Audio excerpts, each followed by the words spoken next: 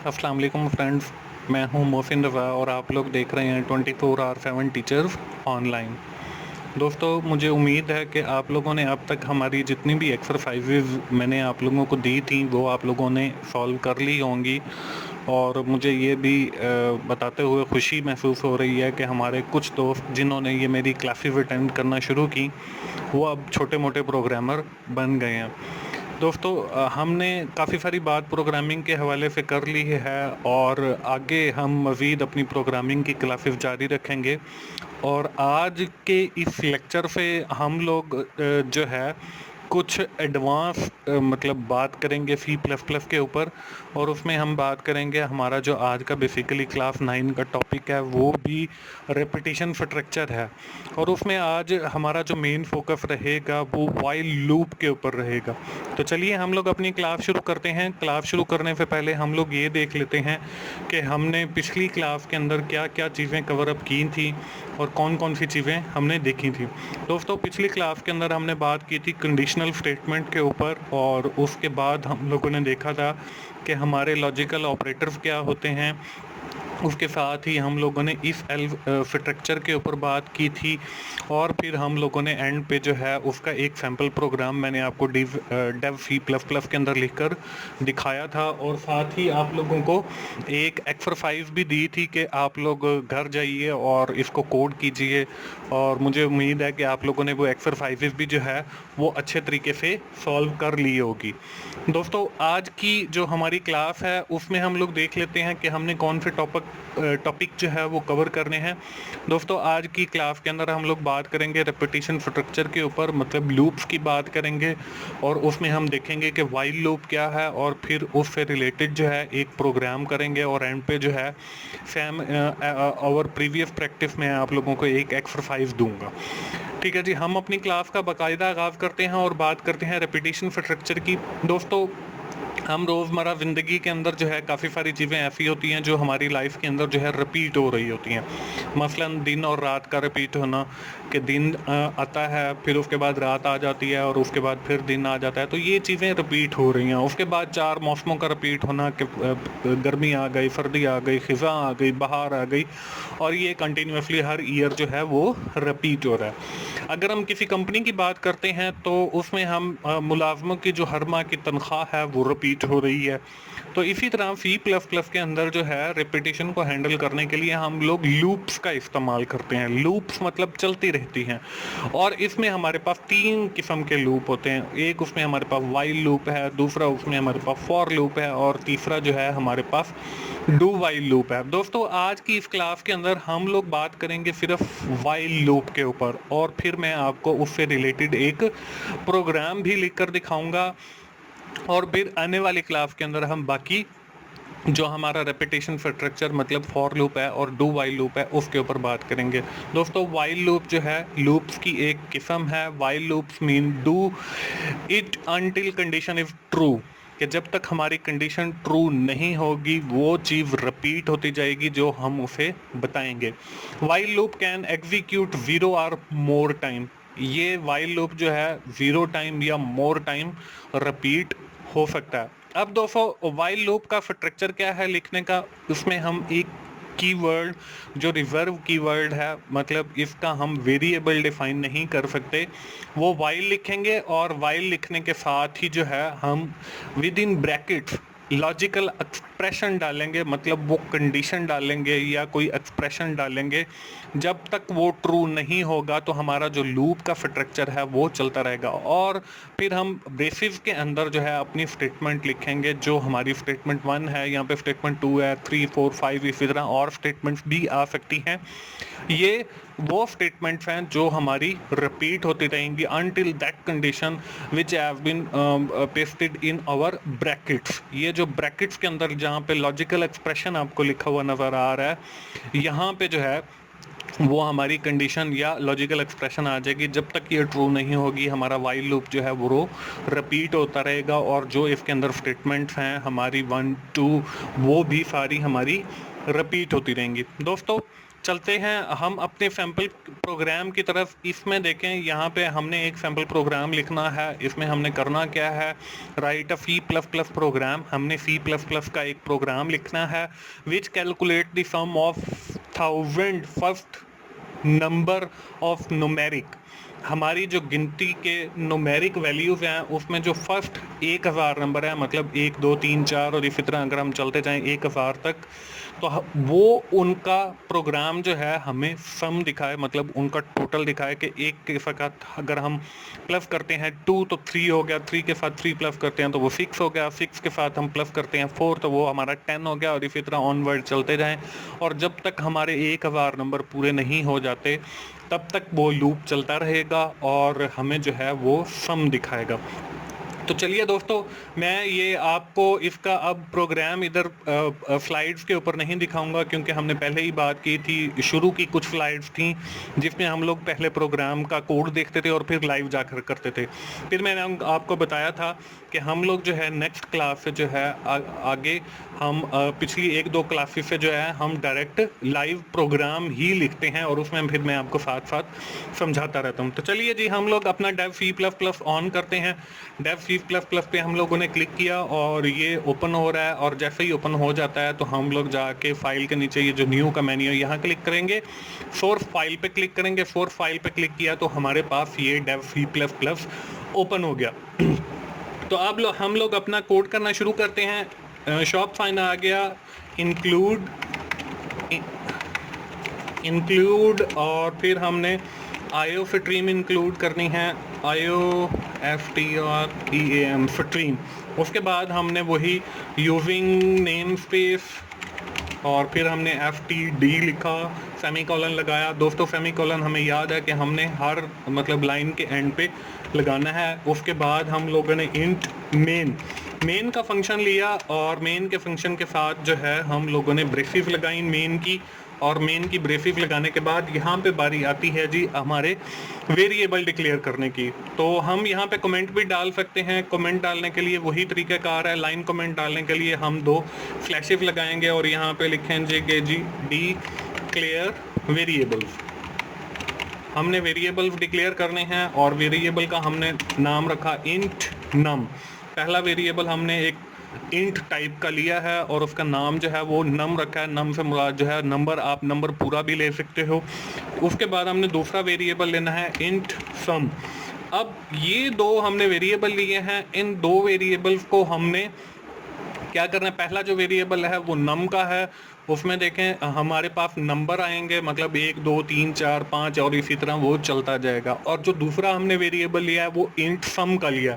सम से मुराद ये है कि जो हमारे नंबर को हम जमा करेंगे, मतलब 1 जमा 2 जमा 3 जमा 4, इस तरह जो हमारे पास सम होगा वो हम जहाँ पे स्टोर करेंगे उस वेरिएबल को हमने नाम दे दिया है जी सम।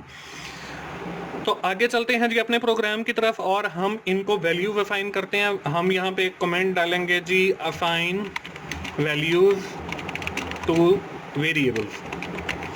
हमने असाइन करनी है जी वेरिएबल। अब पहला जो हमारे पास वेरिएबल है वो है जी हमारे पास नम। हमने नम को वैल्यू असाइन करनी है। नम जो है वो 1 से स्टार्ट होगा, क्योंकि हमारा जो गिनती का पहला नंबर है वो है 1। उसके बाद हमारा जो दूसरा वेरिएबल है वो है सम। अब सम के अंदर देखें हमारी जो वैल्यू है हम उसको 0 असाइन कर रहे हैं, और वो 0 इसलिए असाइन कर रहे हैं कि पहले जो है वो वेरिएबल बिल्कुल ब्लैंक पड़ा है, और उसके बाद जो है उसके अंदर एडिशन होती जाएगी। जब लूप फर्स्ट टाइम चलेगा तो उसके अंदर 1 आ जाएगा, फिर जब लूप दूसरी दफ़ा चलेगा तो उसके अंदर 3 आ जाएगा, फिर जब तीसरी दफ़ा चलेगा तो उसके अंदर 6, और इसी तरह ऑनवर्ड वो जो लूप है वो चलता रहेगा। अब यहाँ पे हमारा लूप का स्ट्रक्चर, और यहाँ पे मैं लिख देता हूँ कमेंट के अंदर जी वाइल लूप, कि हमारा जो वाइल लूप है वो यहाँ पे स्टार्ट हो रहा है। अब वाइल लूप का हमने सिंटेक्स देखा था कि हम शुरू में एक कीवर्ड वाइल लिखते थे, और वाइल लिखने के बाद हम ब्रैकेट्स लगाते थे। ब्रैकेट्स के अंदर जो है हम वो अपना लॉजिकल एक्सप्रेशन डालते थे। अब लॉजिकल एक्सप्रेशन क्या है जी? लॉजिकल जो एक्सप्रेशन है वो हमारे पास जो पहला वेरिएबल है नम, मतलब नंबर वाला, वो हमारे जो नंबर हैं वो लेस देन होने चाहिए और इक्वल टू होने चाहिए 1000 के, क्योंकि हमने वही बात की थी कि हमारा जो सम है वो 1000 तक या 1000 से लेस का टोटल हमें दिखाएगा प्रोग्राम। उसके बाद हमने ब्रेसेस डाली जी, ब्रेसेस डालने के बाद यहाँ पे हमने लगानी है स्टेटमेंट्स। अब स्टेटमेंट क्या डालेंगे जी, स्टेटमेंट डालने के लिए हम लोग जी यहाँ पे लिखेंगे कि जी सम, और सम के साथ हमने लिखा जी सम प्लस नंबर, नम वाला वेरिएबल आ गया। अब ये क्या करेगा, ये करेगा कि जब लूप हमारा फर्स्ट टाइम एग्जीक्यूट होगा तो देखें सबसे पहले हमारे पास सम के अंदर पड़ा है 0, तो हमारा जो है जवाब वो 0 आ जाएगा। अब जब दूसरी दफ़ा लूप चलेगा तो अब यहाँ पे देखें 0 है और नम जो है वो 1 आ गया, ठीक है। अब 0 + 1 तो टोटल जो है 1, वो सम को असाइन हो जाएगा, और जब हम जो है सम प्रिंट करेंगे तो हमारे पास वो वैल्यू वहाँ पे आ जाएगी। उसके बाद दूसरी बार जब लूप चलेगा, अब देखें सम के अंदर 1 पड़ा है तो 1 यहाँ पे आ जाएगा, और नम के अंदर आ जाएगा 2, क्योंकि हमारा जो सेकंड नंबर है वो 2 आ जाएगा। 2 + 1 3 आ जाएगा, और 3 असाइन हो जाएगा सम को, और सम को हम प्रिंट करवा लेंगे। इसी तरह लूप तीसरी बार चलेगा। अब सम के अंदर देखें हमारा 2 पड़ा है और नम के पास 3 आ गया, 3 + 2 5। अब 5 असाइन हो जाएगा सम को, और सम को हम प्रिंट कर लेंगे। तो इस तरह ये लूप जो है वो चलता रहेगा अनटिल जब तक हमारी वैल्यू जो है वो 0 नहीं 1000 तक नहीं पहुंच जाती। उसके बाद हम बात करते हैं जी नम की। अब नम देखें एक बार तो 1 आ जाएगा, अब दूसरी बार जब हमने उसको प्रिंट करना है तो वो कैसे होगा, उसको हम एक एक्सप्रेशन डाल देते हैं जी नम इक्वल्स नम प्लस 1, कि पहली बार जब लूप चलेगा वो नम आ जाएगा, क्योंकि नम को हमने वैल्यू असाइन 1 कर दिया तो यहाँ पे 1 आ जाएगा। जब दूसरी बार लूप चलेगा तो नम में 1 पड़ा है और +1 वो 2 हो जाएगा, और 2 नम को असाइन हो जाएगा और वो यहाँ पे आ जाएगा। उसके बाद फिर नम के अंदर 2 पड़ा है +1 वो 3 हो जाएगा। इसी तरह ये गिनती जो है 1000 तक चली जाएगी। ये तो हो गया हमारा लूप। अब हम लूप से बाहर आ जाते हैं, और लूप से बाहर आने के बाद हम लोग प्रिंट करवाना चाहते हैं उसका टोटल सम अपनी स्क्रीन के ऊपर। उसके लिए हम लोगों ने क्या करना है जी, उसके लिए सिर्फ हमने लिखना है जी सी आउट लेस देन, और हमने जो है सम का जो हमारा वेरिएबल है वो यहाँ पे प्रिंट कर लेंगे। सम के अंदर जो आखिरी वैल्यू आएगी लूप एग्जीक्यूट होने के बाद वो यहाँ पे प्रिंट हो जाएगी। हम क्या करते हैं जी, हम चलते हैं इसको हम कंपाइल करते हैं जी। कंपाइल पे क्लिक किया, कंपाइल करने से पहले वो सेव की ऑप्शन कह रहा है तो हम लोग सेव कर लेते हैं। हमारी क्लास है जी, क्लास आई थिंक 9 है, तो 9 क्लास के नाम से हमने इसको सेव कर लिया डेस्कटॉप के ऊपर। ये सेव हो गया, ये हमारा कंपाइल भी हो जाएगा। कंपाइल के बाद देखें एरर 0 आ गया और वार्निंग भी 0 आ गया। तो हम लोग इसको रन करते हैं। जब हमने रन किया तो हमारे पास देखें उसका जो रिजल्ट है 500 मतलब पहले 1 से लेकर जो 1000 तक गिनती है अगर हम उनका टोटल करें तो वो 500 आता है। तो ये हमारी आउटपुट आ गई। अब दोस्तों ये है वाइल लूप का फ़ायदा। हम ये प्रोग्राम जो है वो किसी और तरीके से भी लिख सकते हैं, इट्स डिपेंड ऑन यू कि आप कौन सा लूप यूज़ करते हो, ठीक है। मैंने यहाँ पे वाइल लूप का चूँकि हमारा टॉपिक था तो मैंने वाइल लूप करके दिखा दिया। अब यहाँ पे अगर मैं इंक्रीमेंट करता हूँ और मैं इसे कहता हूँ कि हमें जो है वो 10,000 तक की वैल्यूज़ को सम करे, तो हम सबसे पहले इसको सेव करेंगे। सेव करने के बाद इसको कंपाइल करेंगे, और जैसे ही हमारा कंपाइल कंप्लीट होगा, ये पहले वाली विंडो में बंद कर देता हूँ। कंपाइल होने के बाद देखें एरर 0 आ गया, और फिर मैं इसको रन करता हूँ तो हमारी जो वैल्यू है अब देखें 5,000 हो गई है। तो दोस्तों ये हमारे आज की जो है समझ लें सैम्पल प्रोग्राम था। हम अपनी स्लाइड्स की तरफ वापस चलते हैं।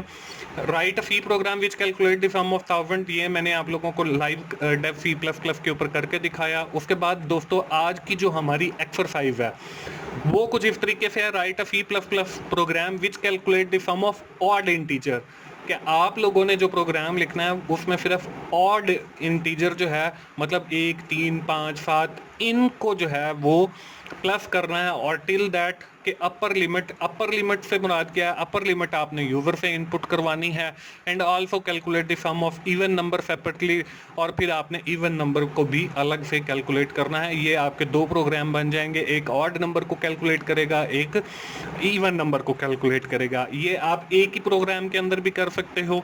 अब देखते हैं कि आप कौन सा मेथड यूज़ करते हैं कि आप दो प्रोग्राम यूज़ करते हैं या एक ही प्रोग्राम के अंदर आप दोनों अलग अलग कैलकुलेट करते हैं। दोस्तों इसका हिंट मैंने थोड़ा सा आप लोगों को दे दिया है।